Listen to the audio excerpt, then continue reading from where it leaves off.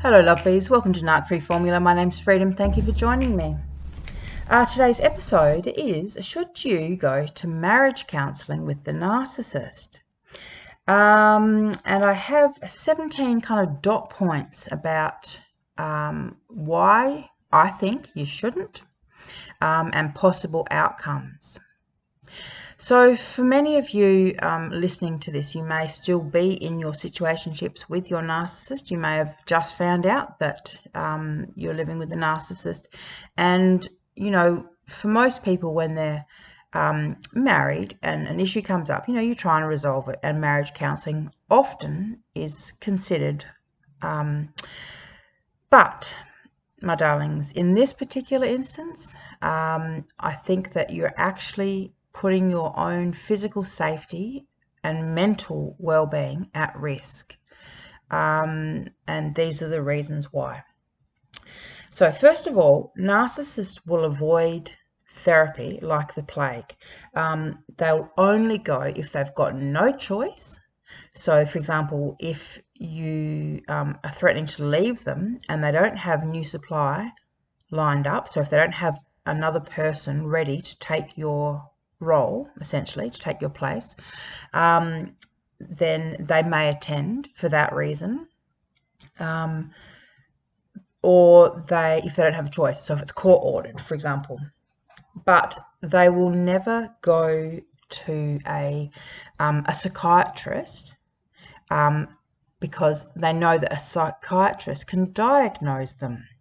So this means they may attend a counsellor or talk to, you know, have marriage counselling from, you know, the pastor at the church, someone essentially who is not actually able to diagnose them, who's probably not trained in narcissistic personality disorder and has no clue of what they're dealing with. That is the only person that the narcissist will get counselling from.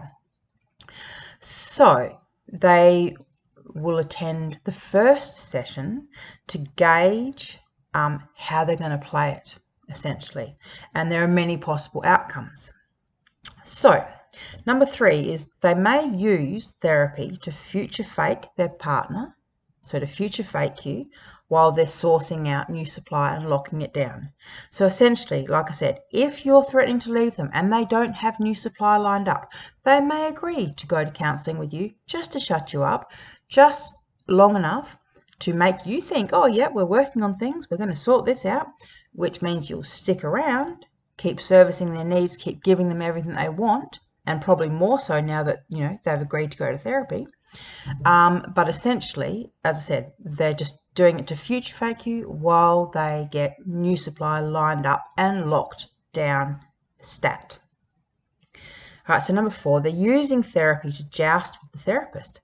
So, you know, if often, well, you know, we know narcissists think that they're pretty special, they're pretty smart, they're better than other people, and they actually can use these sessions to kind of verbally joust, to get one up on someone. You know, they get something from these sessions, but it's not about actually why you would go to marriage counselling. You know, it's not about resolving the issues, sorting things out, making sure it doesn't happen again. It's not about any of that for the narcissist. You know, they've got to make it fun, they've got to make it a game, and they've got to be winning if they're going to do this. The 5th reason why I think you should not go is that if you have a male therapist, also let's just assume that in your situation, your partner is a man and is the narcissist. So if you go to a male therapist, be prepared to hear things later on outside of session like, oh, is that what your boyfriend told you, is it? Or, you know, oh, you think he's hot, don't you? Childish, pathetic, jealous tirades, comments, innuendo, enough essentially to make you go, this is not worth it. I can't do this. I'm risking my marriage, you know, because most of us, we're going to marriage counselling because we want to save our marriage. And then when the narcissist starts playing those little games and makes it sound as though it's actually, you know, a threat to your marriage, then obviously you're not going to want to continue. So you stop going to marriage counselling, which is exactly what they wanted in the first place. So then the next time you raise the idea, they can say, oh yeah, well that worked out so well, like last time. Yeah, let's do that again. That'll be fun. Or something, you know, equally sarcastic. All right, darlings, number 6. Narc injury no matter what. So even the you know, the idea, the concept of going to marriage counselling is, to a narcissist, it's like you criticising them. You're criticising their behaviour. You're criticising them. They don't see it as you saying, you know, we have a problem. They just hear, I have a problem with you, essentially. All right, number 7. So they use the therapist's words to abuse you outside of the session. So in the session, they'll be meek, mild, calm, quiet, you know, nice, considerate. And then outside of the session, they'll say things like, see, you're doing it again, just like the therapist said. And they will twist what the therapist said.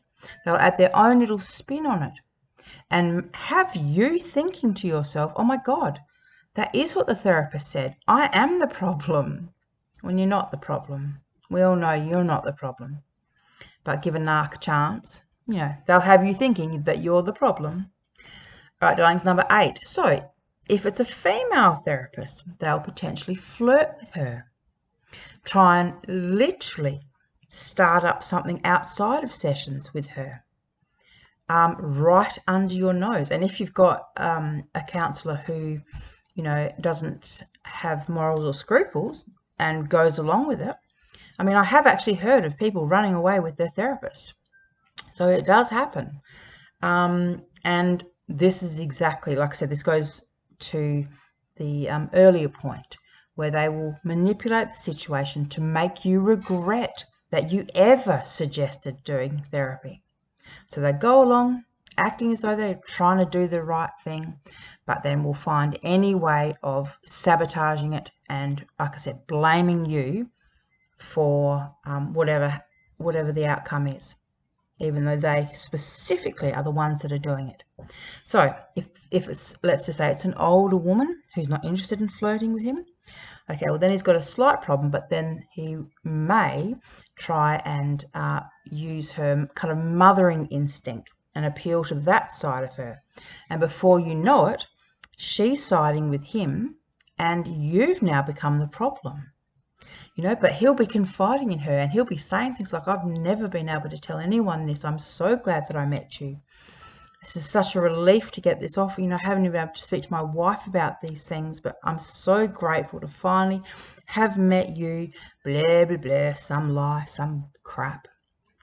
But this is the stuff that they do. You know, this is genuinely the stuff that they do. All right, number 10. Number 9. If the therapist sides with the narcissist, then they can be manipulated. So the narcissist will continue these sessions, but will spend the time essentially manipulating the therapist, leading them where they want to go in the conversation, avoiding the topics they don't want to discuss, and keeping them well and truly away from any talk about narcissism. All right, number 10, narcissists don't think they've done anything wrong, so they'll take no responsibility or accountability for anything during their sessions.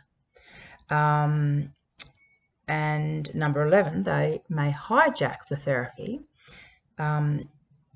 because now in their minds they see it that they can use things as an excuse for their behavior. So they can, you know, say things to the therapist like, you know, I realize that I'm doing this because of how I was treated as a child, and, you know, or I was sexually abused by my father as a child, you know, and they essentially will tell the therapist what they want to hear, but in turn will manage to manipulate the session And as I said, have it be all about them, not about you, certainly not about the marriage, and certainly not about them taking responsibility or accountability for them being the way they are.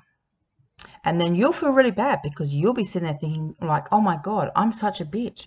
All this time I thought he was a narcissist, but really it's just because he was sexually abused as a child, you know, which is also probably a lie, because let's face it, narcissists actually lie about this kind of stuff.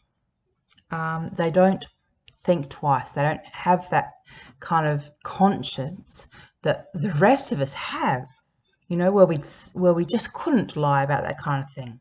Narcissists just don't have a conscious bone in their body. They would lie easily about being sexually abused. All right, number 12. So now they can say to you, like, you're never happy. Like, what else do you want from me? Like, I've gone to your therapy sessions. Like, we've tried marriage counselling and you're still not happy. You're still criticising me. It gives them, you know, a get out of jail free card, essentially, if they agree to go to counselling with you. If they turn up, they don't even have to say anything. All they have to do is turn up, and then they can use that get out of jail free card. They can say to everything, you know, I'm trying. What more do you want? All right, number 13. And yeah, make no mistake about it. They will only attend these sessions if they get fuel from it. So it doesn't matter if it's fuel through sympathy, or if they're flirting with the therapist, or if they feel like they're just running kind of psychological or mental rings around the therapist. As long as they're getting fuel from the sessions, that's the only reason they will attend. Otherwise, they'll do one session, they'll find a way to sabotage it, and that'll be it. All right, number 14.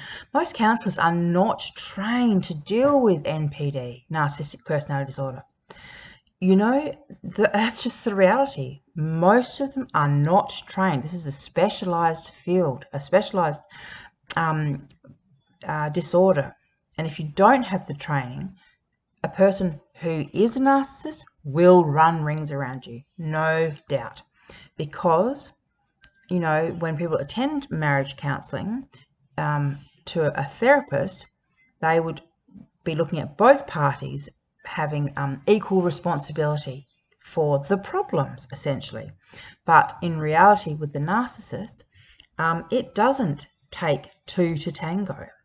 Narcissistic abuse is not a marital problem. Narcissistic abuse is abuse from one side. Doesn't take two to tango with narcissistic abuse at all. That was point 15. 2 more points.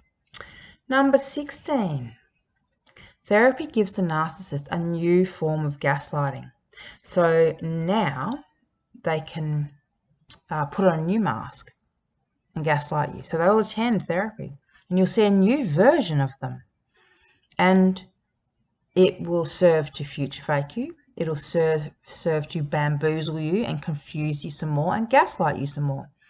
Because all of a sudden, you're seeing your partner of however many years, and you're seeing a different side of them, a side you've never seen before. But it's not a side, it's a mask, it's a performance, it's an act. So they'll be sitting there acting all open and humble, like they really care about the marriage and that they'll do anything, and that, you know, they value above all others, and that they're willing to change and they want to do the work. You know, it's a mask that they put on before they walk into the room. It's almost like, if you can imagine, you know how people wear hats, right? A mask that they put on before they go into the session and they take it off as they leave also. And you'll be wondering, after the sessions, you'll be wondering, well, why aren't they doing the work? Why aren't they actually trying? They're saying they're going to try, but they don't. Because actions always speak louder than words with narcissists. So watch what they do, not what they say. Which leads me to my final point. Therapy for a narcissist just teaches them how to be more covert. It just teaches them how to be more abusive, but be more subtle about it. So they find different ways to abuse you.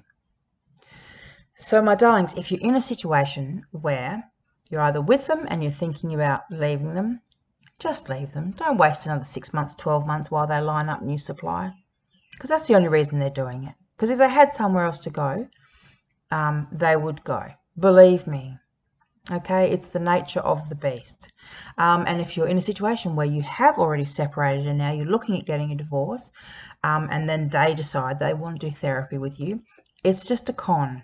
All right, that's a con. It's just they're trying to get you to break no contact. They're trying to get you back on the hook again, right? Even if they absolutely wanted to, and even when they speak to you, if they're, they're telling you and they sound so authentic and they really sound like they want to do it, let's do it, we'll go to therapy and we'll sort this stuff out.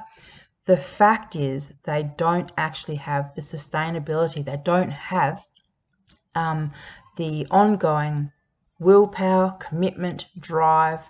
The fact is that the very first time that you do something that upsets them, it creates narcissistic injury, and then they start acting out again. That's how simple it is, So please, darlings, just save your own time. There's no point putting yourself through the ringer for these people. They don't change. And like I said, marriage counselling and therapy will never change a narcissist. They just won't. They're not capable of. They don't want to change. They don't think there's anything wrong with them. And as I said, all it does is creates a narcissistic injury where they start thinking, oh, yeah, okay, yeah, I've got a problem, do I? Okay, well, I'm going to show you. And, they essentially go out, try and find new supply, so they can put that in your face and say to you, look at me. I'm so happy now without you. Look at me having a healthy relationship, So this actually leads me to my next video, so I'll get on and do that. But if that sounds at all like your narcissist or your former narcissist, please remember to hit the like button.